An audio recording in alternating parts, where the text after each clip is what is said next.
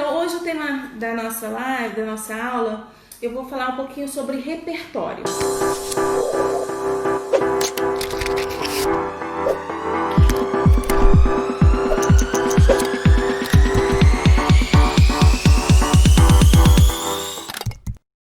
Repertório na redação do Enem. Mas, para falarmos de repertório, é claro que eu vou precisar falar também de leitura, porque você vai assimilando o repertório, seja ele dos mecanismos linguísticos ou os vocabulários, né, o lexical, seja gramatical ou lexical, tudo isso com a sua prática, com a sua vivência aí no dia a dia da sua produção. E uma das coisas, quando o aluno vai fazer a avaliação, lá na competência 2, o aluno ele é avaliado na questão de repertório sociocultural e o índice de autoria. Então, eu quero falar hoje aqui um pouquinho também sobre essa questão de originalidade. Como que eu vou, quais os critérios? Como que um corretor vai perceber que aquele texto ele tem indícios de autoria? É original? Existe texto original? Existe originalidade? Como que um corretor vai avaliar isso? Então, primeiro eu quero começar essa discussão. O que é ser original? Hoje eu posso dizer que a originalidade, tem um texto bíblico que fala assim que tudo que existe debaixo da terra já se repetiu, né? Não há nada novo, as coisas só vêm com outras roupagens.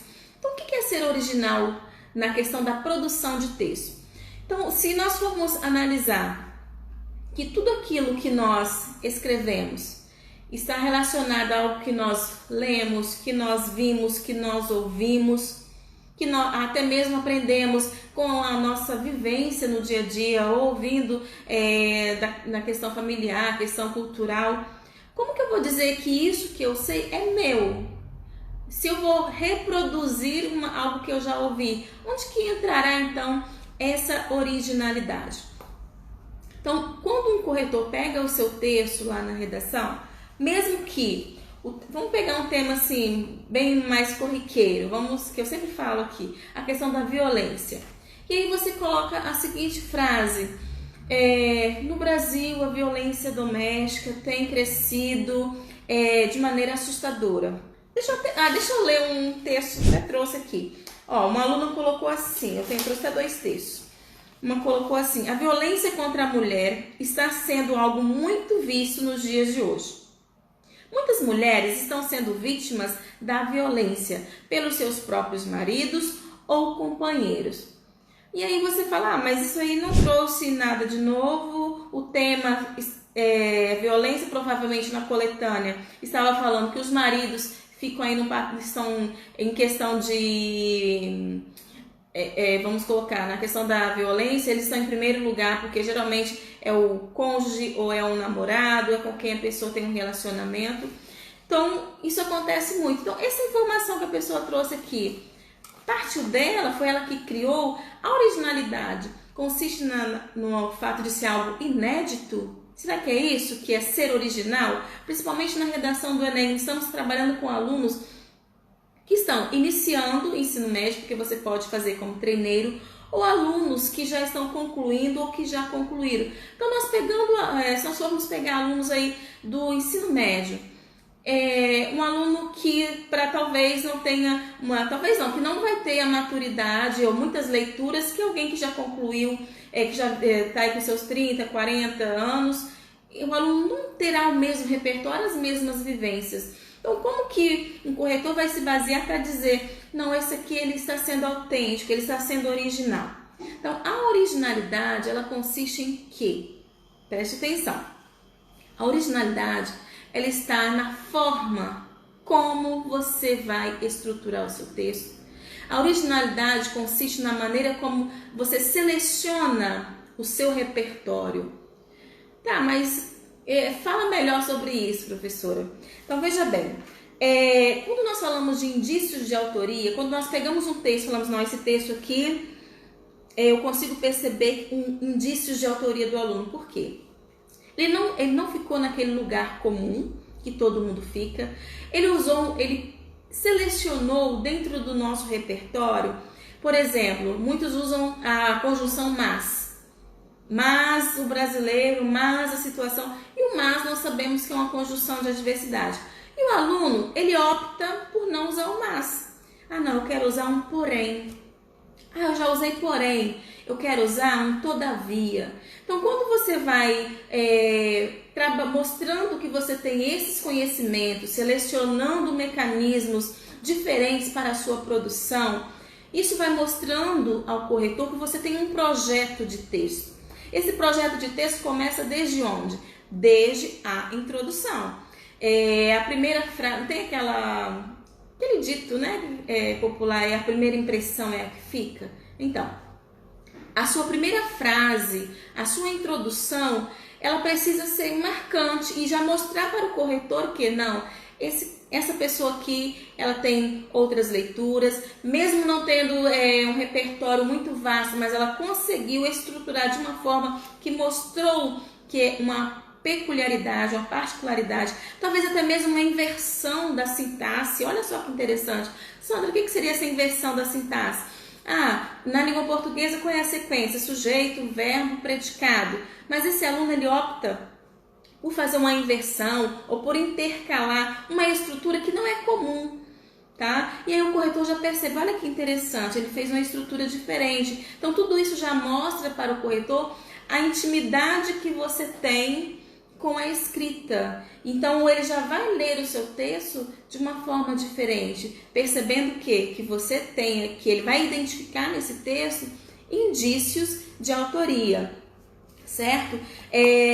Tem uma colega minha, hoje já aposentada, a professora Margarida, ela falava o seguinte, quando ela ia explicar para os alunos a questão do texto poético e poesia, o poema e a poesia. Qual a diferença de um para o outro? Eu falo, eu vou fazer um poema, outro vou fazer uma poesia. Mas qual é o correto? Eu vou falar que eu vou fazer um poema ou que eu vou falar poesia? E aí ela dizia o seguinte, que ela explicava da seguinte forma para os alunos. O poema é a estrutura, é o que nós chamamos de corpo. A poesia é o sentimento que você coloca, a subjetividade é a alma do poema. Então ela falava assim, se o corpo é o poema, a poesia é o sentimento, é o que dá vida a esse corpo. Então você nunca vai falar que você vai fazer uma poesia. Embora a gente ouça com muita frequência, as pessoas, eu fiz uma poesia. Mas na verdade a poesia está para o abstrato, tá? O poema que é o concreto.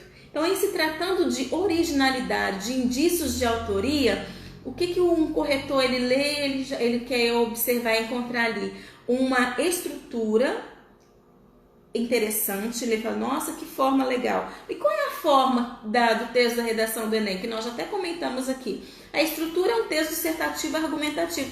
Sandra, mas o que tem de belo nisso aí? Então, o que vai ter de belo, o que vai ter de interessante é a forma como você vai estruturar isso, tá? Por exemplo, eu sempre comento, eu já comentei em alguns outros momentos aqui, que alguns alunos eles vão a diferentes plataformas, que ali a gente sempre encontra textos prontos, a redação nota 1000, ou um modelo de texto para o tema X ou para o tema Y. Aí o aluno começa a querer copiar aquilo e ele se apega a algumas estruturas prontas, mas quando ele chega numa sala de aula para ele produzir sem ter esse modelo, o que acontece? Ele acaba se perdendo, aí ele lembra de um fragmento daquela estrutura que ele leu, e ele coloca ali, depois ele pega outro fragmento que é dele mesmo, de algo que está relacionado ao estilo dele. E quando o corretor vai ler, ele olha e fala assim, nossa, mas essa introdução aqui a gente vê que não é vocabulário desse aluno, porque não está de acordo com o resto do texto. Ele usou um repertório aqui, uma palavra que está destoando, que está diferente das outras que ele vem trazendo. A gente percebe que não faz parte do vocabulário dele, que isso aqui é uma estrutura pronta, que ele decorou de algum lugar, e até mesmo sem saber o significado de alguma palavra daquela estrutura que ele estava reproduzindo. Então olha que difícil para você tentar se enquadrar numa forma que foge totalmente ao seu estilo. Então, os indícios de autoria, eles precisam passar pelo seu estilo. Sandra, mas como que eu vou descobrir o meu estilo? Produzindo, tá? Então, tem aluno que gosta de iniciar fazendo citação. Outro já gosta de começar a frase, fazendo a redação, fazendo uma afirmação. Outro já gosta de iniciar com um contexto histórico. Dentro das possibilidades que você tem de iniciar um texto dissertativo argumentativo, qual que você vai escolher? Qual que você se sente mais confortável para prosseguir a sua produção? Então, é nesse estar confortável que as ideias irão fluir, que o seu texto vai ficar coerente e quem estiver lá e fala assim, poxa, que legal, a gente vê que aqui é um projeto de texto, ele selecionou os operadores argumentativos corretamente. E eu acho que foi na terça-feira, eu fiz uma aula aqui, a nossa aula foi sobre operadores argumentativos. Como que você conhecer os mecanismos linguísticos irão auxiliar, estarão a favor da sua argumentação. Então é importante você saber. Então, Sandra, eu não assisti a aula de terça. O que são esses operadores argumentativos? Os operadores argumentativos nada mais são do que algumas classes gramaticais que nós estudamos, por exemplo, advérbios, conjunções, preposições, certo? A própria estrutura aí a sintaxe, a vírgula, a crase, a concordância. Então, nós temos vários operadores que, ao utilizar na sua redação, você está marcando, mostrando para o corretor que você tem um indício de autoria, você foge do lugar comum, você não repete. Tá? Tem aluno que, por ter... Não é nem correto usar essa expressão, né? Uma pobreza vocabular ou pobreza linguística dentro desses mecanismos, ele acaba repetindo sempre, por exemplo, há redações que eu pego, o aluno coloca 5 mais 2 mais na primeira introdução, no primeiro parágrafo, 3 no segundo e por aí vai. Então, esse aluno ele acaba sendo o quê? Penalizado lá na redação, na sua produção com... como que fala, os operadores argumentativos desse aluno são insuficientes ou são precários, e aí você vai tirar 120 ou até 80 na competência 4, porque é na competência 4 que você vai mostrar para o corretor que você tem um bom repertório dos operadores argumentativos que contribuirão para quê? Que contribuirão para o sentido do seu texto. Então, esses operadores argumentativos, eles estão a favor da coesão. E se há coesão, a gente espera que haja coerência, porque elas precisam estar aí juntas. Porém, nós encontramos textos com poucos operadores argumentativos, mas que estão coerentes, fazem sentido. Inclusive, quando eu trabalho esse assunto com os meus alunos, o que eu faço? Eu levo um texto que nele não apresenta nenhum conectivo. São várias frases aí no singular, são vários períodos simples, tá? Não são períodos compostos, porque no período composto geralmente eu uno esses períodos por meio das conjunções. E aí o que eu faço? Eu levo um texto para mostrar aos alunos que é possível você fazer um texto sem nenhum mecanismo coesivo e esse texto fazer sentido. É claro que não é isso que se espera de um aluno que vai produzir a redação do Enem. Eu espero que esse aluno tenha um vasto repertório, ou pelo menos que ele não faça sempre os mesmos, que você consiga decorar, utilizar 3 ou 4, porque todas as conjunções, por exemplo, as conjunções que contribuem para essa questão da conjunção, da coesão e da coerência, todas as conjunções, quando nós trabalhamos, nós sempre damos o quê? 4, 5 modelos, 5 exemplos para o aluno. Então, cabe a você utilizar esses mecanismos para que o seu texto não fique pobre, não fique repetitivo, certo? Então, quando a gente fala dessa questão da originalidade, lá na redação do Enem, é o quê? É o aluno chegar, ao estruturar o seu texto. Tem um autor, Círio Pocente, que ele fala o seguinte: saber pessoal posto a funcionar segundo um critério de gosto. Então, o que é ser original? É saber pessoal, tá? É aquilo que você utiliza que você se identifica com uma determinada estrutura, e quando você coloca isso em prática, você acaba então mostrando para o corretor, nossa, esse aluno aqui, nesse texto aqui, há indícios de autoria. Então, para essa preocupação que o aluno tem com a originalidade, o repertório. Como que eu vou adquirir então um repertório para chegar lá na redação do Enem e mostrar para o meu corretor que eu tenho um bom repertório? Hoje eu estava lendo aliás, eu assisti a um documentário hoje que fala da língua portuguesa, e nesse documentário o José Saramago, ele fazendo algumas reflexões sobre a questão da língua, e ele usou uma frase que eu achei muito interessante, que ele falou o seguinte, eu até anotei: quanto mais palavras sabemos ou conhecemos, mais somos capazes de dizer o que pensamos e o que sentimos. Então, quanto mais repertório linguístico você tiver, melhor você vai conseguir expressar o que você sente. Não tem que ter alguns momentos que a gente fala assim, nossa, faltam-me palavras. A gente fala assim, nossa, me falta palavra para expressar tudo que eu sinto. Embora isso seja um momento de subjetividade. Mas pode acontecer que na hora de você estruturar o seu texto na redação do Enem, falte a você o quê? Repertório, falte palavras, ou você não domine o campo semântico do tema que está sendo trabalhado. Uma coisa que eu falei aqui essa semana é a importância de você conhecer o campo semântico pertencente ao tema que está sendo cobrado. Porque se você sabe o campo semântico, você não vai fugir do tema. Porque a fuga do tema é o quê? É você pegar um recorte que não é o que estava sendo proposto ali, porque falta você esse conhecimento mais amplo, tá? Então, se você tem um repertório vasto, você consegue encontrar as palavras corretas e ao ler você já percebe, não, essa aqui eu posso utilizar porque ela vai expressar o que eu quero, a mensagem que eu quero passar, essas palavras aqui dão conta. Então, é mais ou menos isso que o José Saramago está colocando. Então, para você que quer melhorar a sua produção textual, o seu repertório, claro que não basta achar que é só leitura, leitura, leitura. Então você precisa ler, mas se você não colocar em prática, não vai adiantar. Então você precisa ter o hábito de colocar em prática a leitura, isso que você fez, todo esse repertório que você adquiriu. Como que você faz isso? Como que você coloca em prática?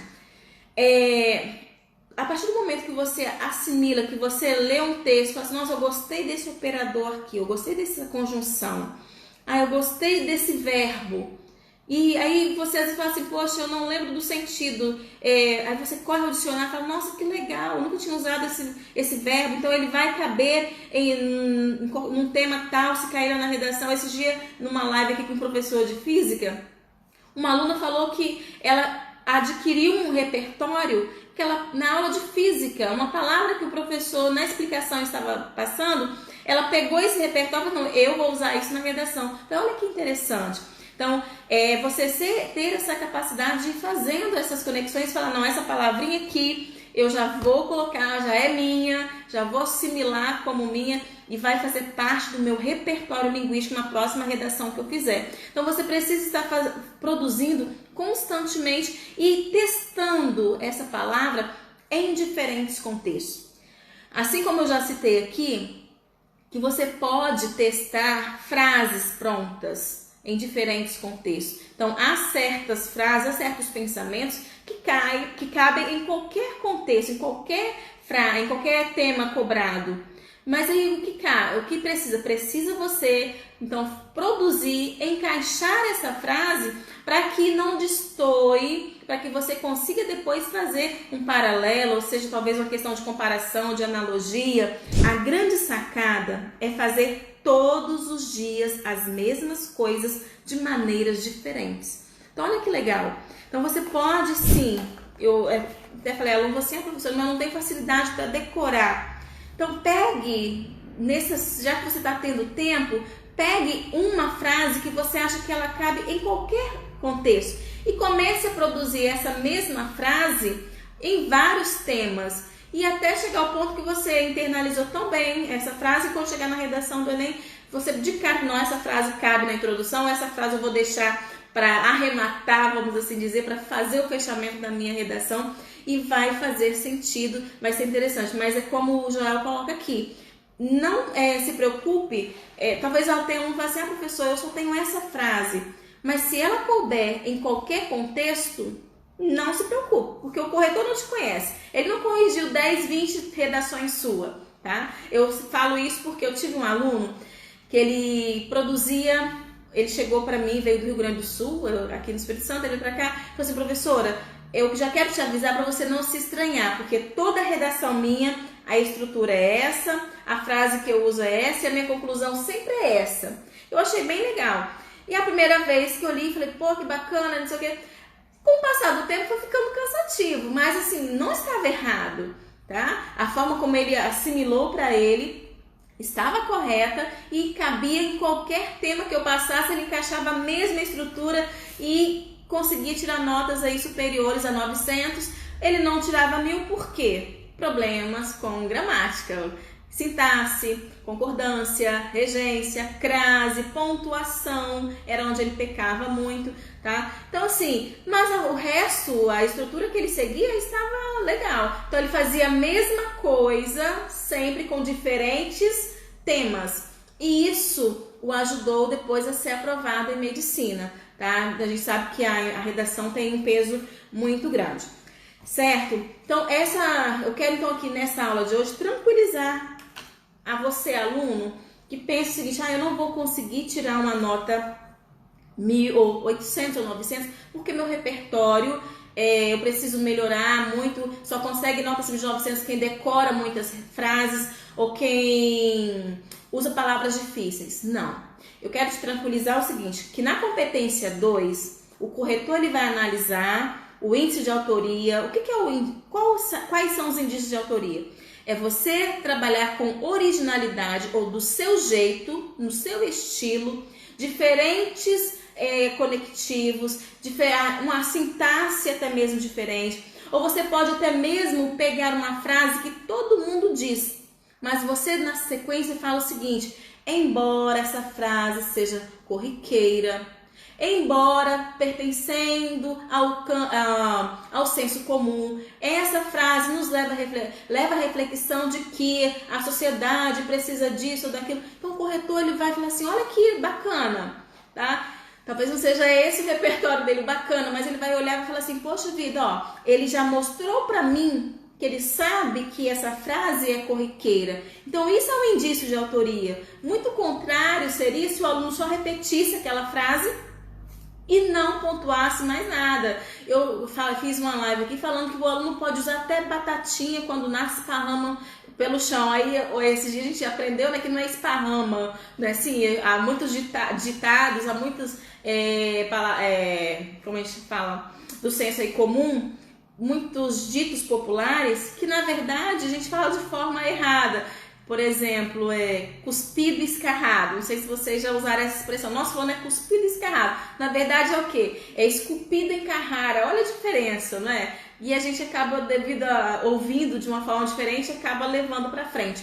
Mas uma coisa é certa, independente, o que vai mostrar para o corretor que há indícios de autoria no seu texto é isso. É você mesmo pegando uma fala ou uma ideia que todo mundo repercute ou passa para frente, mas você acaba dando a sua cara, o seu estilo, porque você não precisa se preocupar, como que eu vou falar que há originalidade no meu texto se não há nada novo? Se o que eu estou reproduzindo não é meu, eu li em algum lugar. Então a originalidade, ela está onde? Na forma como você vai estruturar, na forma e no conteúdo que você está trazendo, tá? Nos intertextos que você apresenta no seu texto. Então a intertextualidade é o quê? É você dialogar com textos existentes, tá? Então você trazendo para o seu texto uma citação, uma paráfrase, a maneira como você estrutura isso mostra para o corretor um indício de autoria. Então você foi no seu repertório, no seu conhecimento de mundo, o seu repertório extralinguístico, não, isso cabe aqui dentro. Então a marca de autoria que o corretor vai identificar no seu texto é isso, é essa associação que você consegue fazer com as diferentes áreas do conhecimento e da maneira como você estrutura isso dentro da sua redação. Ah, eu prefiro colocar isso na introdução, eu prefiro fazer essa jogada aqui lá na conclusão, ou não, eu prefiro usar isso aqui na argumentação. Então, a forma, o jeito que você escolheu para passar a sua mensagem é que mostrará ao corretor se há ali indícios de autoria ou não, certo? E o que é demonstrar repertório? Então, tirem essa neura. Eu falo assim, que muitos alunos ficam, não, mas eu não tenho muito repertório. Você vai mostrar para o corretor que você tem um bom repertório, não repetindo as mesmas palavras, você saber usar sinonímia e hiperonímia. Falei isso aqui, acho que foi segunda ou terça-feira. Então, há mecanismos linguísticos que mostram para o corretor que você tem um vasto repertório. Por exemplo, você usou um verbo, construção, construir, mas você não pode mais usar o verbo. Aí você vai e usa o substantivo construção.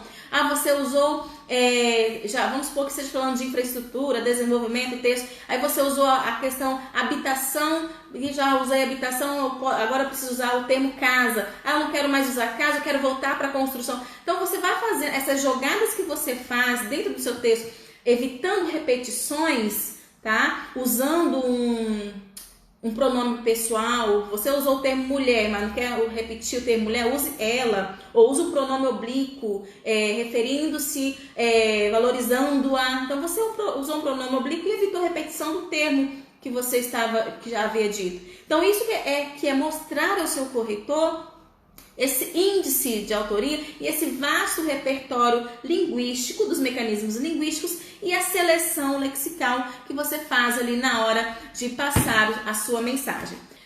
Hoje os corretores do Enem, da avaliação, o que eles estão priorizando? Estão priorizando mais a clareza, mais o indícios de autoria, do que um vocabulário rebuscado, ou do que várias citações, ou do que muitas datas, ou do... Teve aluno que tirou nota 980, 920 citando o BBB. Alguém falou assim, hoje a sociedade brasileira critica tanto o BBB, não é assim? Mas um aluno conseguiu essa nota fazendo uma referência a uma cena acontecida lá, não lembro agora, porque foi o aluno de um colega meu. E conseguiu. Que hoje muitos professores de cursinho, e o que eu também hoje tenho passado para os meus alunos, não se preocupe muito com vocabulários rebuscados.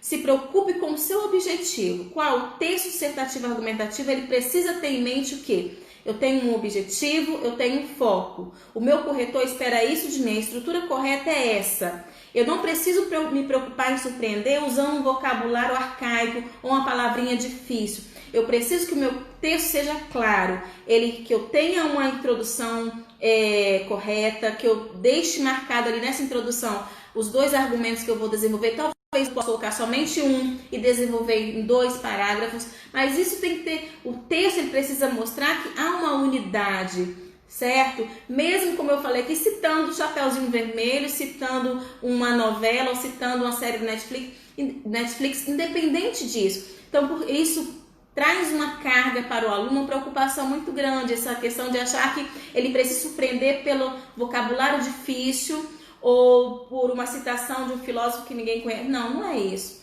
tá? Então a clareza, a questão da pontuação, a sintaxe correta encanta qualquer um. Tá? Então a estrutura correta, a concordância, a regência, nenhum erro de vírgula, a sua forma estando perfeita, o conteúdo estando bom, você pode tirar nota 1000. Eu li uma redação nota 1000 que eu falei assim, não tem nada de surpreendente, mas há indícios de autoria. Então hoje se valoriza muito a clareza, o foco, o não deslizar, a gramática correta e seguir o passo a passo, que é o quê?